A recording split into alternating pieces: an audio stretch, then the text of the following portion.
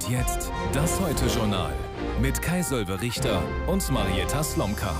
Guten Abend. Nach seinem Amtsantritt reiste Bundeskanzler Scholz zuerst nach Japan und erst danach nach China. Und jetzt, bei seinem zweiten Japan-Besuch, bringt er auch noch sein halbes Kabinett mit.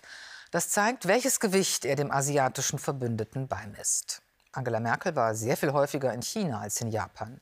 Erst zum Ende ihrer Amtszeit wandte sie sich stärker Japan zu. Vielleicht ahnend, dass das mit den Chinesen zunehmend schwieriger werden würde.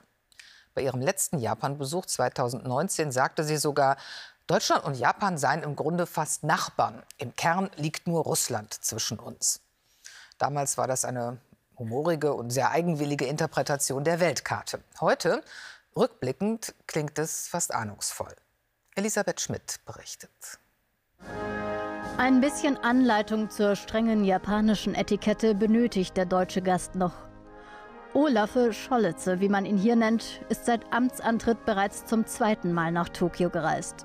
Anders als Angela Merkel, die China stets den Vorzug gab. Sehr geehrter Herr Ministerpräsident, lieber Fumio, vielen Dank für den freundlichen Empfang. Es ist schön, wieder in Tokio zu sein. Fumio Kishidas japanische Besonnenheit trifft auf Olaf Scholz' hanseatische Gelassenheit. Die beiden Regierungschefs machen keinen Hehl daraus, sich gut zu verstehen. Mit 6 wichtigen Ministern ist der deutsche Kanzler angereist: Wirtschaft, Finanzen, Innen- und Außenministerin, Verteidigungs- und Verkehrsminister. Auch um von Japan zu lernen, betont die deutsche Delegation. Der russische Überfall auf die Ukraine, genauso wie die Corona-Pandemie zuvor, haben uns schmerzhaft vor Augen geführt, welche Schwierigkeiten es geben kann, wenn zu starke wirtschaftliche Abhängigkeiten in kritischen Bereichen bestehen. Japan besitzt sogar ein eigenes Ministerium für wirtschaftliche Sicherheit. Es kümmert sich um eine vorausschauende Rohstoffpolitik und stabile Lieferketten. Deutsche Unternehmen wissen das zu würdigen, Beispiel Bosch in Yokohama. Deutsche Unternehmen schätzen an Japan hauptsächlich Stabilität, politische Stabilität, Vertragsstabilität, langfristige Geschäftsbeziehungen und natürlich profitieren wir auch von einer hervorragenden Infrastruktur. Japan wird für deutsche Unternehmen immer attraktiver. Jede zweite deutsche Firma in Japan arbeitet hier laut Handelskammer bereits mit einheimischen Lieferanten zusammen. 9% mehr als vor einem Jahr. Wir wissen, dass es hier nicht darum geht, sich von China abzuwenden, sondern einen Weg zu finden, wie man Risiken anders und besser verteilt. Da hat Japan möglicherweise eine Art Vorreiterrolle übernommen. Auch beim Thema militärische Sicherheit wollen Deutschland und Japan noch enger zusammenarbeiten. Weil China immer häufiger droht, Taiwan einzunehmen, will Japan in den kommenden 4 Jahren seine Rüstungsausgaben verdoppeln. Zeitenwende. Japan fürchtet, dass China in Taiwan dem russischen Beispiel folgen könnte. Wir haben nochmals bekräftigt, wie wichtig der Zusammenhalt gleichgesinnter Staaten und die Fortführung harter Sanktionen gegen Russland und eine starke Unterstützung der Ukraine ist, um die russische Aggression so bald wie möglich zu beenden. Worte, die der Kanzler gerne hört. In politisch unruhigen Zeiten ein Besuch bei neuen alten Freunden, für den sich Scholz am Ende dann stilsicher auf Japanisch bedankt. Arigato. Die Pleite der kalifornischen Silicon Valley Bank hat noch mal in Erinnerung gerufen, welch große Rolle die Psychologie spielt. Die Kunden hatten das Vertrauen verloren, zogen ihr Geld ab und das war's dann für die Bank. Ähnlich geht es gerade der Credit Suisse. Auch der laufen die Kunden davon. Die Schweizer Finanzaufsicht will nun offenkundig schnell gegensteuern, damit da nicht etwas Größeres ins Rollen kommt. Demnach soll die Credit Suisse unter die Fittiche der anderen Schweizer Großbank UBS. Das ist ein bisschen so, als würde die BaFin die Deutsche Bank dazu auffordern, die Commerzbank zu retten. In der Schweiz reibt man sich jedenfalls die Augen. Viktoria Kunzmann berichtet. Die Situation der taumelnden Großbank Credit Suisse hat sich innerhalb weniger Tage dramatisch zugespitzt. Es geht um ihr Überleben und um den Ruf des Schweizer Finanzplatzes. Und so verhandeln sie zur Stunde hinter verschlossenen Türen. Neuestes Szenario: der größte Konkurrent, die UBS, soll die Credit Suisse übernehmen. Die Fusion ist der Wunsch der Schweizer Nationalbank. Die Frage ist, wie die Credit Suisse übernommen werden soll. Man wird in der Fusion darüber verhandeln, welche Teile denn eigentlich jetzt bei der UBS landen, wie viel Marktmacht sie dann in bestimmten Segmenten hat. Und davon hängt halt eben auch ab, wie viel Gewinn sie in Zukunft machen kann. Es wird wahrscheinlich so sein, dass bestimmte Teile an Dritte verkauft werden, damit nicht zu viel Marktmacht entsteht. Aber was das sein wird und wie schlecht oder wie gut das für die UBS ausgeht, da hängt natürlich viel dran, was die staatlichen Stellen der Schweiz dazu sagen. Die UBS steht gut da, ist an der Börse etwa 60 Milliarden Franken wert. Die Credit Suisse nur noch 7,4 Milliarden. Die größte Schweizer Bank soll mit der zweitgrößten fusionieren, zu einer neuen Schweizer Megabank. Das wäre der größte europäische Bankenzusammenschluss seit der Finanzkrise. Damals war sie noch die Musterschülerin, brauchte keine staatlichen Hilfen, dann ging sie zu viele Risiken ein. Nun laufen der Credit Suisse seit Monaten die Kunden weg. 10 Milliarden Franken. So hoch waren die Abflüsse zuletzt pro Tag.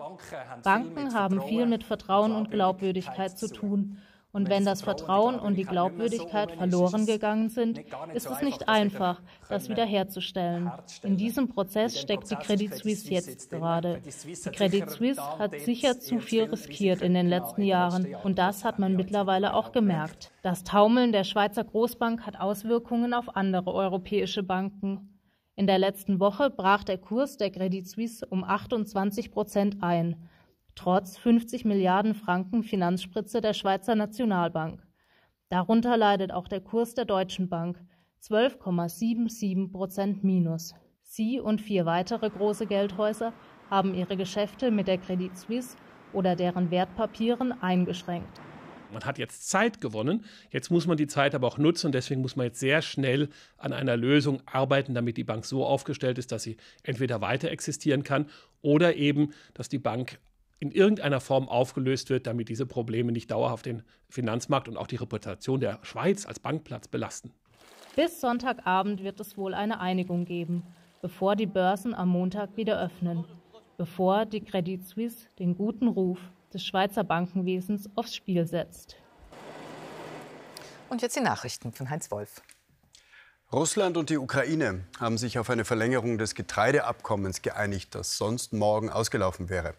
Das gaben die UN und der türkische Präsident Erdogan bekannt. Das Abkommen regelt die Freigabe der ukrainischen Häfen und einen Korridor im Schwarzen Meer für Getreideexporte. Für wie lange die neue Vereinbarung gelten soll, ist unklar. Für 120 Tage war die Forderung der Ukraine, nur 60 Tage die Position Russlands. Der russische Präsident Putin ist heute auf die Halbinsel Krim gereist, zum 9. Jahrestag der Annexion. Er besuchte dort laut russischem Staatsfernsehen eine Kunstschule und ein Kinderzentrum. Nach einer international nicht anerkannten Volksabstimmung 2014 hatte Putin das Gebiet in die Russische Föderation eingegliedert. Die Annexion wird international als Völkerrechtsbruch verurteilt. Bundesnetzagenturchef Müller rechnet mit sinkenden Gaspreisen für Verbraucher erst in einigen Monaten. Müller sagte der Rheinischen Post, bis die Senkung der Großhandelspreise auch bei den Haushaltskunden ankomme, dürfte es noch 6 bis 12 Monate dauern. Das liege vor allem an Vertragslaufzeiten und Einkaufsstrategien. Die Bundestagsfraktion der Grünen peilt den Kohleausstieg auch im Osten Deutschlands nicht erst für 2038, sondern bereits für 2030 an, so wie in Nordrhein-Westfalen. In einer Vorlage für die Fraktionsklausur in der kommenden Woche heißt es, das sei notwendig, um die Klimaziele zu erreichen. In den betroffenen Bundesländern Brandenburg, Sachsen und Sachsen-Anhalt wird ein früherer Ausstieg kritisch gesehen. Und auch bei den Ampelkoalitionspartnern gibt es Widerspruch.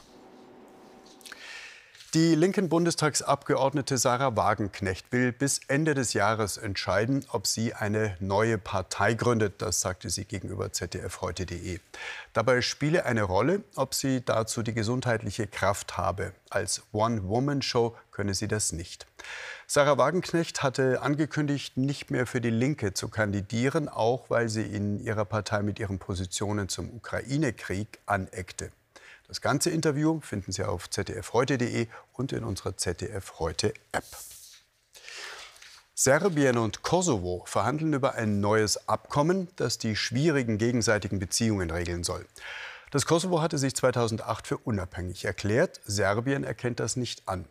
Heute gab es unter EU-Vermittlung ein Spitzengespräch von Serbiens Präsident Vučić und dem kosovarischen Ministerpräsidenten Kurti.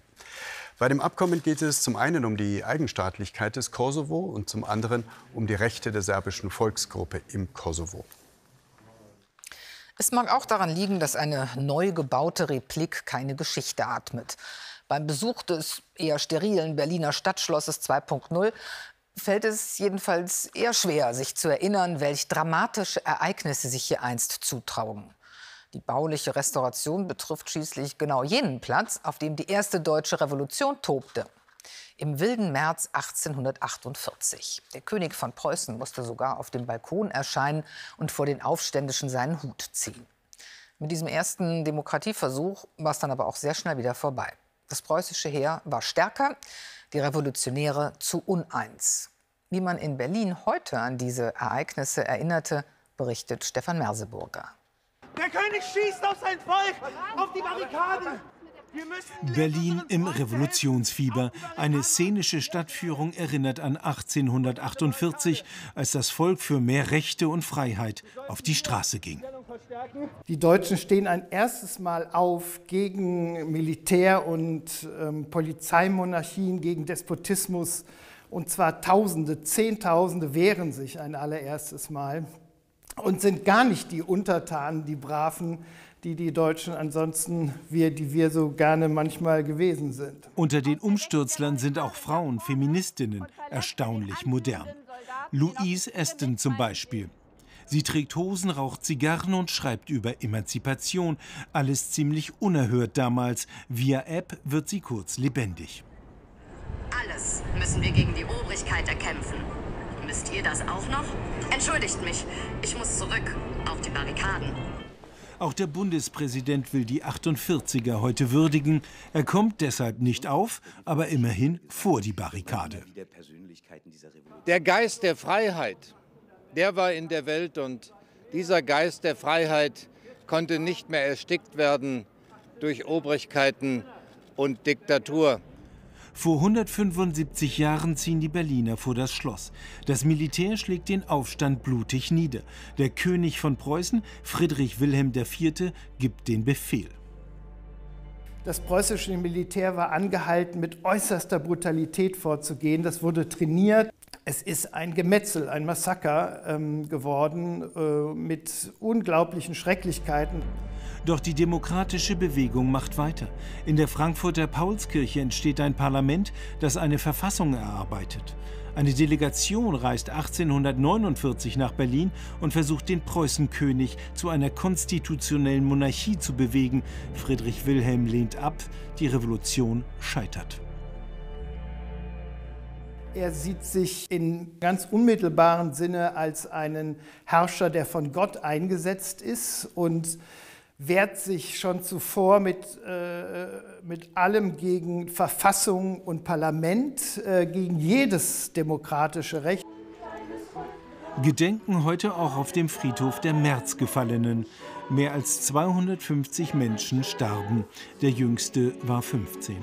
11 Frauen waren unter den 48ern. Sie ließen ihr Leben im Kampf für Gleichberechtigung und Demokratie, für die Freiheit. Und jetzt die Lottozahlen dieses Samstags. Sie lauten, wie immer ohne Gewähr, 3, 5, 9, 23, 27, 44. Superzahl 9. Weitere Gewinnzahlen finden Sie auf lotto.zdf.de und im ZDF-Text auf Seite 556. Die Wetteraussichten. Morgen scheint im Osten am Vormittag noch häufig die Sonne, sonst überwiegen die Wolken und es gibt Schauer und Gewitter.